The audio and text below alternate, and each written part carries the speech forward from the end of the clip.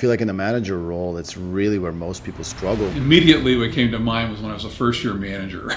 Yeah, Right. I was thinking the same thing. So you had more than one engagement to worry about at a time, and we were having a small gathering of clients in our office and doing like a continuing education pronouncement update thing. And I even forget what the topic was that I had. Yeah. But I will tell you the feedback I got from one of the senior managers who said, at least you could have read the damn book.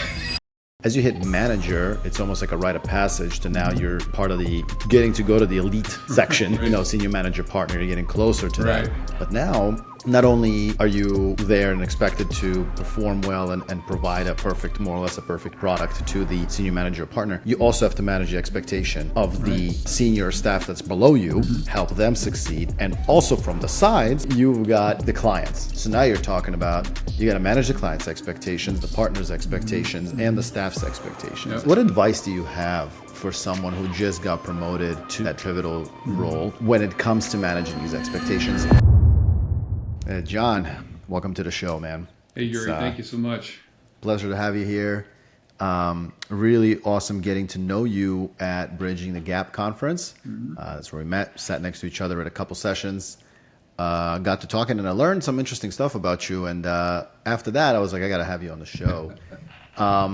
Namely, you were a managing partner at BDO. Is that right? Yeah, I was an office managing partner. That's right.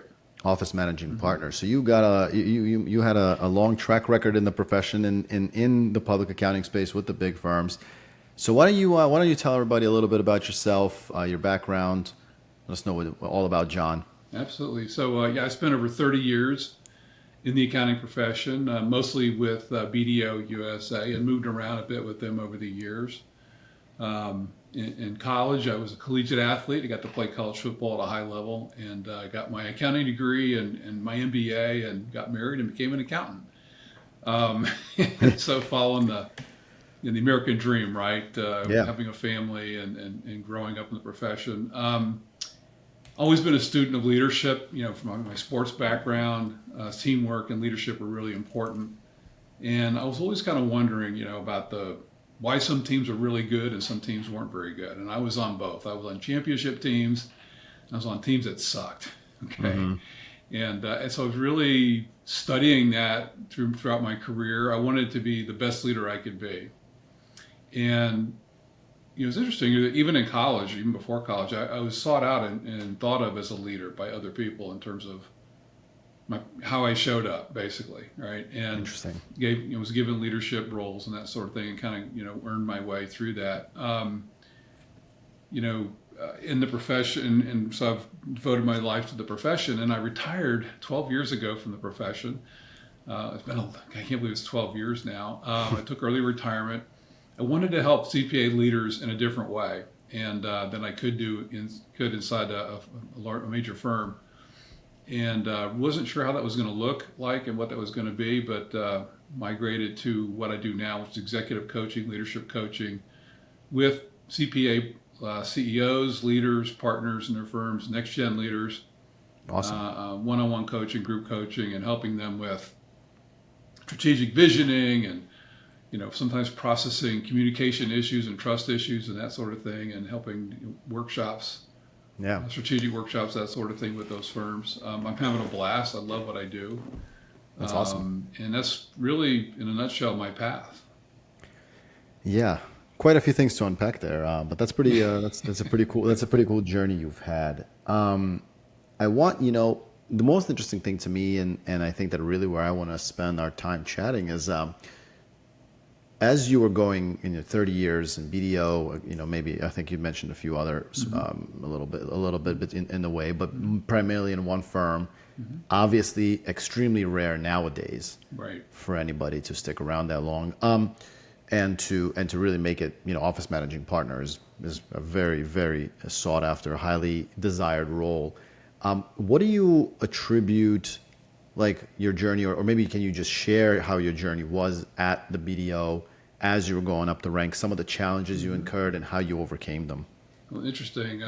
Yes, lots of challenges. So one of my colleagues, when I retired, and she's still with the firm, said, "Wow, you've survived all these different leadership changes over the decades, right?"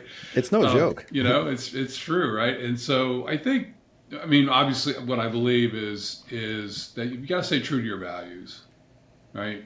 First, you have to want to be the leader, and if you're if you want to be a partner in a firm, you really need to be a leader. And what does leadership mean? What it really means, and I had to learn this the hard way as a young person in sports, is it's not thinking about just yourself, Yeah. right? It's thinking about other people, the impact on the firm. Some of the young leaders that I work with right now, some is about just goal setting, basic goal setting, setting goals, specific goals, smart goals, right? Yeah. And really being intentional about where you want to take your career. So the secret for me was just staying true to my values. I knew the path I wanted to follow. I had opportunities from time to time to go outside public accounting, and the grass never really seemed greener to me. I know I was working my tail off and working the long hours. Yeah. Didn't see my family, February, January, February, March timeframe. I was an audit partner in addition to the managing partner, and and was really challenged in a lot of. I enjoyed the rigor of it. I enjoyed the challenge, the rigor of it.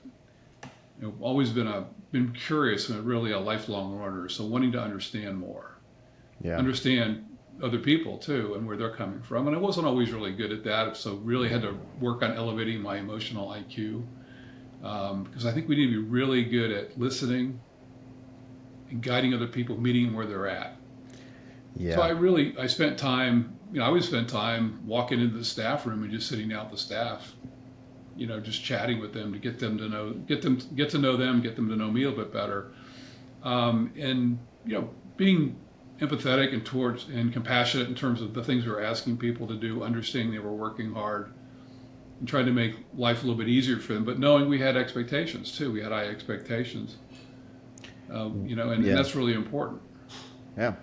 It is definitely a tough profession in many senses. I'm wondering what in your journey, what did you find? What was the hardest level for you personally, and in your time in the public accounting realm, in BDO or whatever?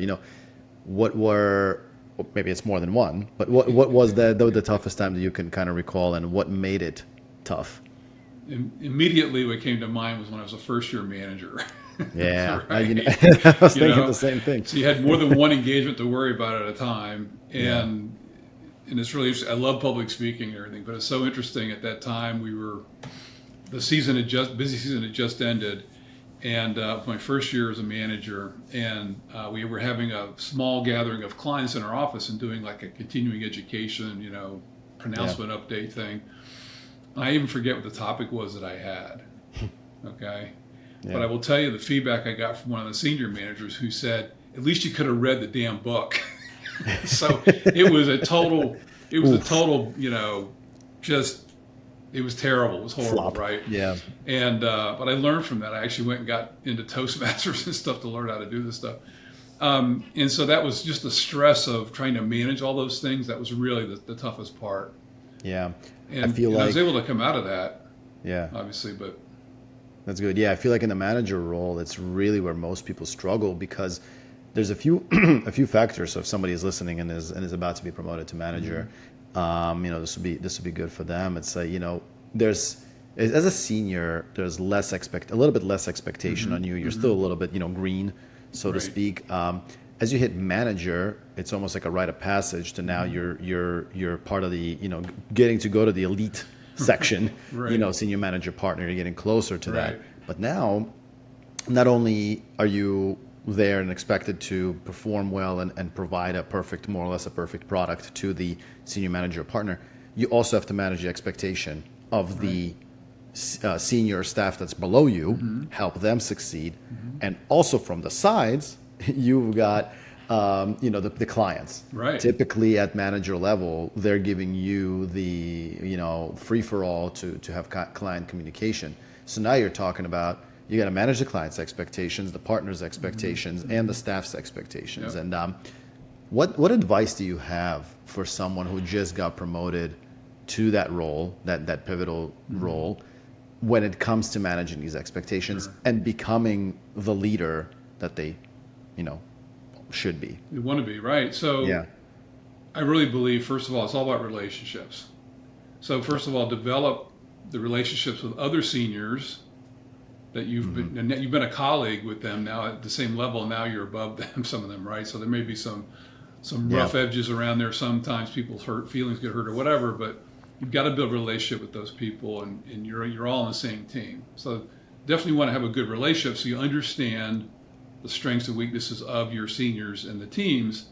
That's where you kind of get blindsided if you assume everything's going great and it's not, and you don't know it. So communication is really key downstream, right? And then certainly you want to keep the partner informed. So you got to be really good at time management.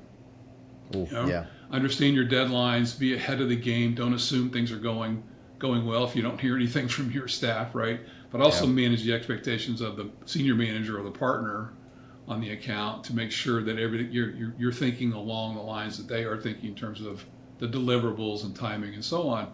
And the key, obviously, is also managing your client relationship. So building a relationship, a deeper relationship with your clients. So you may have been on some of those clients for quite some time, a couple of years, 3 years, whatever. You want to deepen that relationship. You'll be responsive to their needs, and really, again, using great listening skills. I think so the most underrated and most important communication skills is really just shutting up and listening. 100%. You said a few things in there that I want to touch on too, just to further push along. And I think, and I'm a firm believer in exactly what you were talking about, the dynamics between the staff, the senior, and the partner, and keeping that communication. If I was to suggest and kind of piggyback off what you're saying is to be the most important thing to learn and get good at the manager level, is learning how to properly do two things: communication and expectation management. I was a firm believer in, okay, so you get a new client or you get a client and you know you have to do a certain deliverable in a tax world or whatever. The first place I went to was not the partner. The first place I went to, and you alluded to this too, is the staff or a senior. Right. And build that relationship. So what I would do is I would go to that staff and the senior and I would say, hey guys, all right, real talk here. You don't have to appease me or nothing, but just tell me, when can you realistically get to this project? Right? So like, let's just say it's Monday today and they're saying, listen, I'm like backed up. I can get to it on Thursday and it's going to take me, 2 days or whatever, a couple days, to get through it and to do the work uninterrupted. Okay. So the two options at that point is you can go back, you can go to the partner and you can say, you can try to make yourself look good, right? Like this is the real struggle. Right. You can try to make yourself look good. You can say, I'm going to have it to you on Thursday or on Friday of this week, because because the staff told me that they can get to it on Thursday. Right. I'll turn it around for you Friday. That's where a lot of people fail, right? We try and you try to appease the partner, make yourself look good. At that moment, that partner's going to be impressed. But what's going to happen, inevitably, is that Thursday is going to come along, and that staff, they're not getting to it because whatever happened, everybody knows the client didn't give them this information for their other return. Yada yada. You're not leaving any time for client questions, and now they can only get to it on maybe Saturday if they're working the weekends or whatever. And so now you're in a weird position. You got to go back. And you got to tell that partner, hey, listen, sorry, I meant maybe Monday or Tuesday. Yeah, you've got to be honest, right? And you got to be honest. Right. And you make a great point. Is you can't control everything. So, the old adage, under commit and overperform, right? So, so don't commit. You give yourself some space at the back end in case something does come up. Inevitably, things will kind of throw things off a little bit. Yeah. And you also, like you said, you need to really spend time with your senior and understand, okay, they may have other jobs that they're managing at some level, and they're getting pulled by other partners or other managers too, right? Yeah, it's not just you. I tell people this, so I tell people in this scenario, I say, okay, if that staff or senior is telling you Thursday or Friday that they're going to get to it, I'm like, go to the partner and tell them, hey, listen, next week, Thursday or Friday, I'm going to get that to you. Now, here's where the communication is very important. I've had this, I'm sharing this as an exact replica of a story that I've had time and time again. As I go and I say, in this exact scenario, it's Monday, and I'm saying, hey, I'm going to get it to you next week, Thursday or Friday. And I'm getting what do you mean next week, Thursday or Friday? Right. We don't have time for this. The client's expecting it. And, by the way, I'm managing the client communication too. Right. So I know the client doesn't care. But the partners.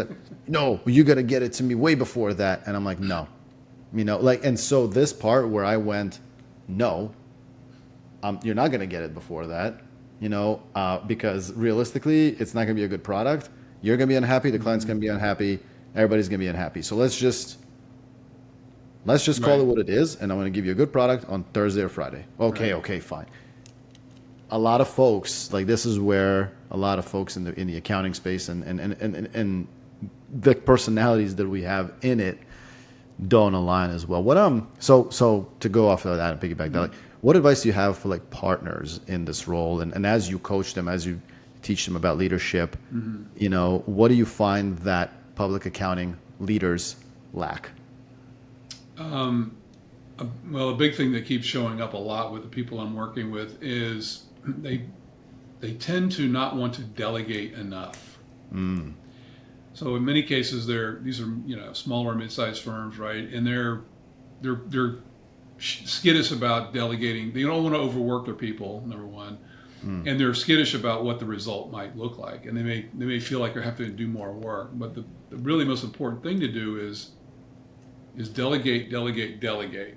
Okay, that's how I was able to be successful, to have a pretty substantial book of business, revenue under management, and still be a managing partner at the same time. I didn't give up clients. Yeah. And didn't give up no clients. And and so having that ability to delegate as much as possible so that you can free yourself up to really be at your highest and best use. It's good for you mentally, physically, and emotionally. Also, meet people where they're at.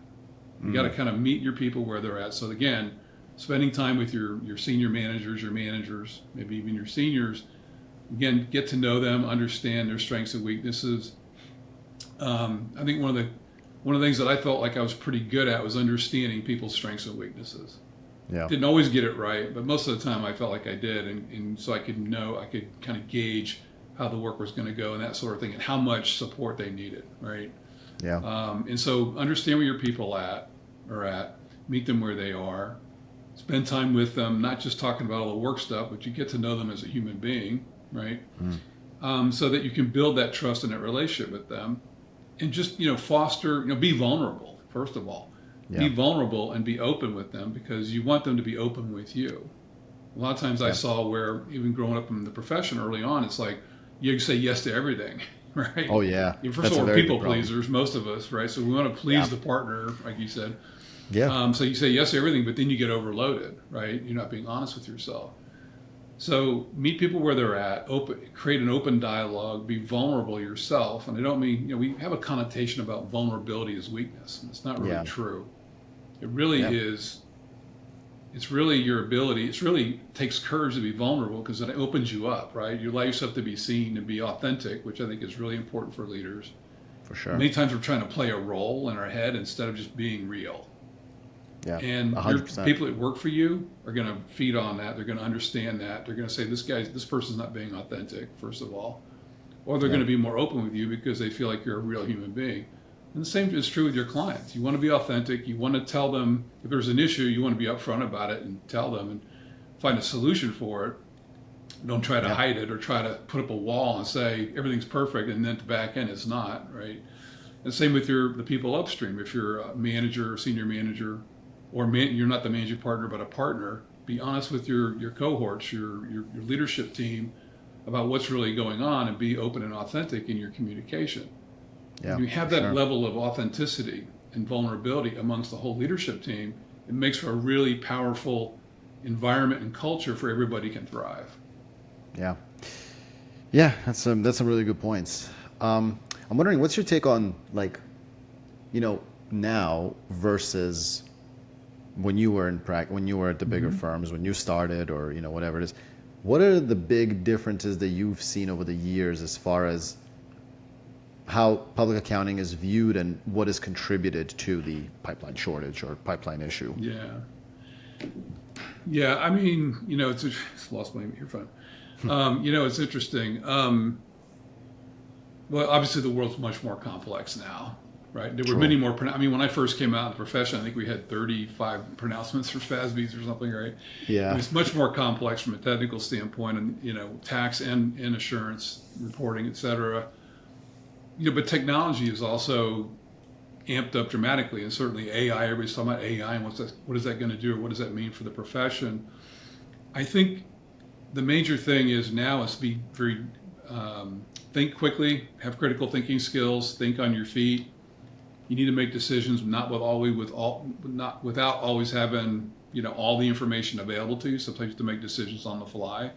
Yeah. But again, if you stay true to your core values, which is something I think transcends all environments and all situations, stay true to your core values, be authentic and vulnerable, find workable solutions, and work with other people so you don't have to do it all yourself, right? Find solutions within each of those situations with a team. But the biggest difference, I think, is the pace of change. There's a lot of change fatigue out there, right? And so I think what's really different now is the cultures. We've kind of the different generations, I think, act a little differently and perform a little differently than we used to. We used to, partner would say jump, we say how high, right? It's a little different now, right? It's just a different world now. I think it's for the better, honestly, because they're challenging and they're questioning, why are we doing this? That is a really good point. Yeah, I think and to touch on that further, I think that to me is probably the biggest difference what you just mentioned. Back in the day, even when I started, right? Like I started in 2010, right? Mm-hmm. Even then, most people, myself, my colleagues, my coworkers, whatever, everybody who we were with, we knew that the abuse, or, the proverbial, many hours and doing that, we knew that was there, and we knew that was just a rite of passage, and in our minds, we wanted to be partners. Right. At the time, now you fast forward, this was 15 years ago, and before that, I think it was even more so pronounced. Like there was a certain allure to accounting that when you came in, it was like you said, how, you would jump, you're going to, how high, like the expectation was even higher to be doing more hours and working all the time and all that.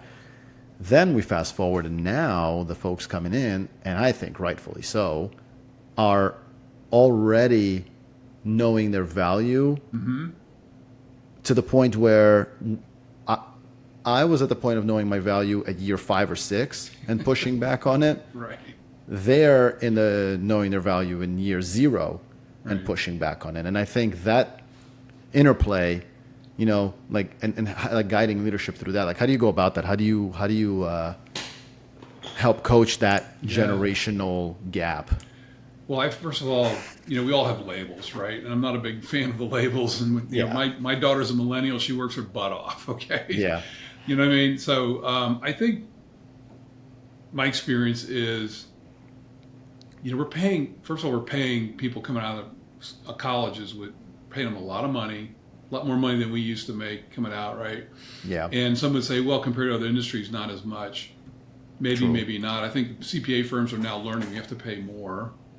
And so salaries are pretty good, but I think the people, you mentioned the pipeline, well, people aren't really coming in because it's not sexy to be a CPA because you're doing, traditionally you do a lot of grunt work. And the way the education has always been designed is passing the CPA exam, right? Not about being an advisor, not about using critical thinking skills, analyzing financial statements and all that kind of stuff. And so younger people coming out, I think, are a lot smarter than we were when I came out. I don't know about you, but I wasn't 100%. That smart. Yeah. And, me either. And so but we need, I think what's really interesting right now, how we manage this, I think we need to recognize their strengths and their talents, connect the why, the why your firm exists, why you serve a client, and why you're doing something. Yeah. Because they want to understand their contribution, I think, to the overarching mission of the firm. Yeah. Daniel Pink wrote a great book a couple of years ago called Drive, What Motivates Us. Really speaks to this. He wrote it before the pandemic. It speaks to this whole notion of intrinsic value, right? As opposed to other monetary or other value, status or whatever. Now, I was like you, I was very focused. I wanted to be a partner. I knew the path to partnership, and I was driven to achieve that. But I think most people coming out aren't really that driven that way. They're driven more by purpose and knowing your why, and connecting with that and making a contribution. So giving younger people more chances to take on more meaningful projects, give them great training. We need to invest more in training Yeah. And I don't mean traditional CPE training. We need to have the technical skills, obviously, and you want to pass the exam, et cetera. But giving them training on how to be better advisors, how to communicate better, right? How to be critical thinkers, right? And Yeah. it's going to take a few years. It's like a mentorship program almost, paid mentorship program for them. But at a certain point, you want them to accelerate. There's a big issue in the profession where I think I read a statistic the other day, over 40% of the CPAs that start in year one are gone by year three, Yeah. right? Or after 3 years. That creates a big gap, and it creates that donut hole that a lot of firms are faced with, of a lot of young people and then some senior management or senior leaders and not many people in the middle. You want to have people growing into those, senior levels, manager levels, senior manager levels, because those are really the people that help drive the business for your firm, for your clients. The other Yeah. thing is, yeah, being busy and billable hours, that was the key. The more Yes. billable hours, if you were productive, you were golden, right? You Yeah. had 2,600, Productive. 3,000 hours, you were golden, right? Yeah. Well, maybe we don't need to work that hard, No. right? Let's work smarter, not harder. And oh, by the way, there's these great new technical tools that are coming out, technology and tools that we can use to help us take the work that was a really mundane stuff and use a machine learning tool or an AI tool or a team of people in a foreign country, whatever it is, to do all that basic grunt work stuff that nobody really likes to do. Nobody likes to do it. And let's give people more meaningful projects so they can grow, and they're going to fail. Yeah. The other thing, I had a client tell me a couple months ago, talking about our culture, we need to make our culture okay, that it's okay to fail. Now, you want to fail light or fail early, Not but not miserably. often, right? Yeah. Yeah. Right? Oh, because that's what we learn is how we fail. We learn from that process. The only failure is to stop and not keep going. So we're so tied to being perfect. You mentioned the term perfect earlier. Really, perfection is an illusion because we're just human beings. We can't be perfect, and therefore the things we do are not perfect. But we can work towards excellence. I call it Yeah. mastery or excellence, right? Trying to achieve, serving your clients in excellence, serving your team members in excellence. And Yeah. that to me is really where we need to be focusing our attention. And how do we do that? We invest in our people. They're our greatest asset. We invest in good training for them. We invest in really leveraging the mentorship model, the apprenticeship model, if you will, to really, for the senior leaders to spend time with the younger folks to impart knowledge in them, to help them grow and to be the advisors they really want to be. Yeah. I think really where the disconnect is, and to go back to your point that you said about people leaving after 3 years, again, it goes to the point of the generation, the leaders in some of these firms, they're still in their mentality of back, when I was going through the ranks, I wanted to be a partner. I wanted to get Right. here. My Right. goal setting as a staff person was I want to make the partner. I want to make partner, and that's success. Success now to a, staff, I think they're seeing it much more short term. The success isn't I'm going to keep grinding for 12 years, possibly to make partner. It's am I fulfilled? Am I happy right now, today, tomorrow, coming into the office? How do I make myself still be happy, and what do that take? And that takes, to your point, and I would call what you just described before, ownership of the projects. As simple as if you're a manager, you're a senior manager listening to this, as simple as, hey, I'm about to get on a call with a client, where you work at BDO or you work at Grant or you're in one of those bigger firms.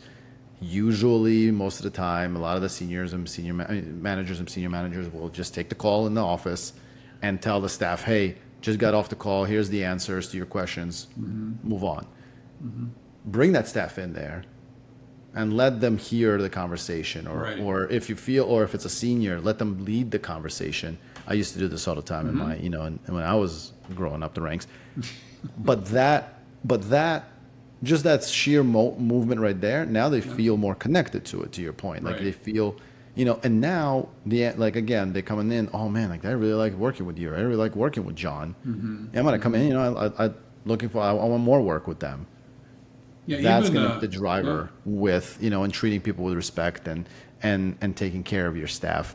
It's All absolutely of that together will yield to people staying longer. But when you just drive them, and again to your right. point, with billable hours that are absolutely nonsensical and are just there for the sheer number, Hmm. they don't mean anything. Efficiency is not rewarded, and so they're going to Right. be out. Right. I think, yeah, You I know? think showing respect is really important. I think too, it's like, if you, and now maybe it's different nowadays, but yeah, go have lunch with your client and bring your senior Yeah, along with you, right? Or bring a staff person or whatever, to a hundred have, percent. or to have a sit down. I used to sit down with the CFO at the end of the day. I'd be at a client. I'd sit down for the 20 minutes towards the end of the day and just sit down with the CFO and just kind of talk about whatever, it could be the Yeah, audit, it could be something else. Building that relationship is so important, and then demonstrating that, modeling that behavior yeah, to the younger folks is really important. yeah, One of the and most bringing them important things I along. found too was really interesting, just in my own career early on. I just joined BDO and I was in Houston, Texas, and I was at the firm maybe 6 months, and we were going to move our office to a new office building. So Yeah, one afternoon, I'm in the office working. I was a senior, and the senior manager came in and said, "Hey, come on, we're going somewhere." I said, "Okay." Go with a partner. The partner's waiting for us at the elevator. We go and check out the new space it's together just to cool. see what it looked like. Like it just felt like Yeah, you were included, right? So it's including. It makes a big difference. I get a chill down my spine. Anyway, it's yeah. inclusion, right? Feeling people like they're part of something bigger than themselves, including them in these little small things you can do as a leader to Yeah, help build that bond is really, it's part of the intrinsic value. I think that that's the part that sadly is missing now, and I think the reason why it's missing is again as time went on and these folks started dropping off. Staff started leaving or seniors started leaving, and that hole that you're referring to, the donut Yeah, hole, it's a good way yeah, to put it. Starts getting bigger. Now the folks at the ends of that hole, like, are slammed. mm-hmm, There is yeah, no time a lot of right, times to think of these what you just described to me. That gave me chills. Like, as a staff person, being invited to go look at an office space that right, they're going to be at, like, that's right, so cool, right? Like, right, or as a staff person being invited to go have a lunch with the client, like, that's mm-hmm, very cool.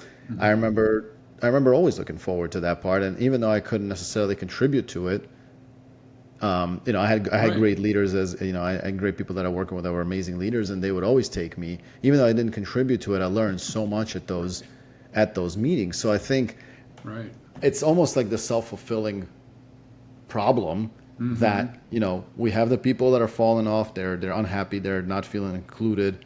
The solution is make them feel included, make right, them feel the ownership. right, But as the gap grows and there's more, now mm-hmm, everybody is busier on both ends, mm-hmm, and to take that time requires real commitment and real, yeah, like desire to do that. And I think that really is what I want to drive home a lot to the folks. Let me ask you, this is maybe like on a personal level too for you. What what was your challenge, as far like as because to be successful, to get to the level that you got to, mm-hmm, the working, the putting a lot of hours in and all that stuff, family, all that mm-hmm. kind of stuff. What are your thoughts on, like, the mixing the, public accounting and the family, and making that successful as you go up the ranks? Well, let's face it, it is hard. It's difficult, especially during busy season, right? I think Yeah, making family important. So I yeah, would make time to go to my daughter's soccer. I have one daughter. I'd make time to go to her soccer matches and that. I always couldn't. I wasn't always able to be around yeah, from time to time, but making time to carve out some time out of my day and go back to work in the evening if I had to or whatever I had to do to make that happen. Right. I think yeah, making family is as important as your work. Now I was very task oriented, driven to succeed at work, so I was putting in lots of hours. Right. Um, yeah, I'm not going to say I don't have any regrets with that. I mean, I definitely put in some long hours in that. I remember one story personally where a few years ago, a movie came out called Where the Wild Things Are, which is based on a children's book. yeah. And my daughter said, she's an adult now, has her own family. She said, "Oh, I used to love that book. I never even knew she had that book." Okay. Oh, yeah, And there would be times where I'd come home for the end of a day and it was like 8 o'clock and it was bedtime for her. And I'd go upstairs to read her a bedtime story. Yeah. And she would go down the stairs and get my wife and say, "Mommy, Daddy fell asleep." Oh no. Right? Yeah. But you got to balance all this stuff out. And balance is really a hard word because It it's is. really it's always going to be out of balance, right? Work-life balance is really a misnomer. So I think you got to It is. find the times to really. Sometimes we can just get in our head. We got to be working, working, working, right? Ooh. Yeah. As opposed to stepping back for a moment and really think about what matters most to us. And there are going to be times where you can go and leave it early and spend time with your family, or you can make a lunch date with your family or something like that, so you can kind of still be involved with your family life and make your family important, Yeah. and not just put them to the side and just be totally focused on career. And sometimes we're just hardwired like that, We are. But I think finding those times that you can make that happen and make that work is really important. And I think too, I always coach my clients on, and this blows their mind, schedule some white space on your calendar. Yeah. Because you need time to step back. You need to focus on your own health. So step back on what you're doing day to day. Give yourself some space to daydream. Oh Yeah. gosh, we can't daydream, can we? Really? I had clients say, "Really, I could daydream?" Yes, daydream. And you should. Don't take all day. Yeah. Take a half an hour, whatever it might be. You can use that time to go spend with family. You can go take a walk. Do something for yourself that you feel really good about, because it's going to help you to be a better leader. This is very true. Yeah.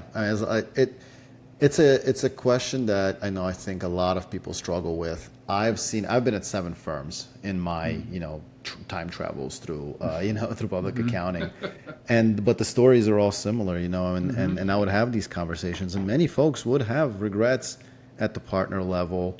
Yes, they are successful career-wise and everything, but have had to give up, the younger years with the kids, the all this stuff, and it's tough, and it's a tough thing. You can't, stopping the work. Like, we're built in with this feeling like we have to keep working, just like you said, and prioritizing that, and you don't want to miss that email, and we're all innate, Well, and especially on myself vacation, included. right? Oh yeah, and we're all I innate with this. have Yeah. clients that tell me, "Oh, I was on vacation, but I wasn't really on vacation because I was checking email every day."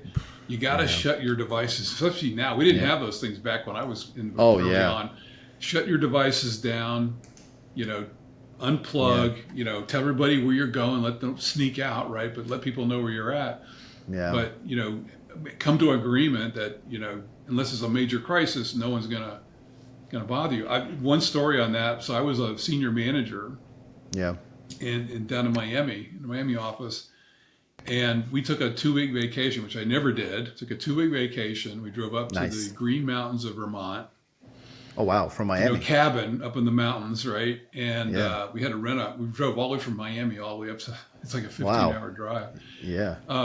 And so that we didn't have cell phones back then. So it was commanded of me that I would phone in while I was out on vacation. Wow. So I had to go to like the original Orvis fly shop, and they had a payphone outside, and payphones back then, right? And call in, and the partner was giving me grief because I wasn't coming back the next week. And I'm like, well, nothing's going to happen until, Yeah. like what's going to happen, right? And so having that conversation, but I just stuck to my guns, and my wife was in the car going, "Come on, let's go," Yeah. But I did check in, but I said, I'm not coming back yet because we're still on vacation. So sometimes you just got to stand up for yourself too. Sometimes if you're in that senior manager role, stand up for your values. People are going to respect you for that. I didn't lose anything. I didn't lose any ground. I still became a partner in the firm and a managing partner. So, it's stand up for your values. Make family a focus as much as your work. I think we're in the profession. A lot of us stay in the profession because we like a challenge. We like to learn and grow. Yeah. To me, the most important part was working with my clients and advising my clients, helping my 100%. clients. That's the way I looked at it, right? And how can I be of value to them? Because that's really, really important. I love that aspect. I love sitting down with clients. Yeah. And so having those relationships at all levels is really the juice, I think, that's in the profession. And you got to have a technical proficiency, et cetera, but it's not all about that. It's really more, you got to be proficient. Obviously, you have to be able to pass the exam and be up on the new changes and rules, et cetera. But you also got to build and develop relationships. Yeah. 100%. I think those are some good good advice overall. And respect to you, honestly, for doing that. Even back then, without the cell phones, I can imagine what it was like. Just to tell somebody, just to tell management that you're going away for 2 weeks. But Yeah. standing up, but to really drive this point home, and I think this is important if somebody is listening. Stand up for yourself, for your values, like John said. Push back on what's important to you, but even more importantly, is stand up for your staff. And because the staff and the seniors might not feel so comfortable to Right. say, no, like I won't answer the emails, or I won't do this, or I won't, control and help them manage their schedule. Be their advocate that you were there, and you were struggling with the same stuff they are. So be there and support them, much like you should be. And with that, I want to see, when you tell people kind of on your end, like how can they reach you, Yeah. who should reach out to you, really give yourself the shout out here too. Yeah, absolutely. Well, you can find me on LinkedIn, John J. Fenton, the CEO coach. Or you go to my website, and I have a great little tool that I have created for my clients. I call it the Engagement Accelerator. And what it does, it frames up a conversation you may be having with a staff person or up the chain, to a manager or partner or whatever. So it really helps you, even clients. So it helps you frame your conversations. It's a 2-page document that is a really useful tool. Helps you set the stage for a good productive conversation and engagement, and develop more engagement with your team. That's And awesome. just go to johnjfenton.com/engage, and you can get that free tool. My gift to Awesome. you. Awesome. I'm going to have that in the show notes here. John, thank you so much for taking the time to come out here to have the conversation with me. I think I love having these conversations with the generational gap, bridging that and really putting some more color to it. I think you're doing a lot of stuff. And with that, my son, actually, to the point of family, is in the next room over. So we're going to go over to the park, Nice. spend some time. I, again, Nice. appreciate your time. And again, to everybody listening, reach out to John, find him on LinkedIn if you need that help. Hopefully this has been valuable, and thanks again for coming on the show. Thank you so much, Yuri. I had a blast. Thank you. Awesome.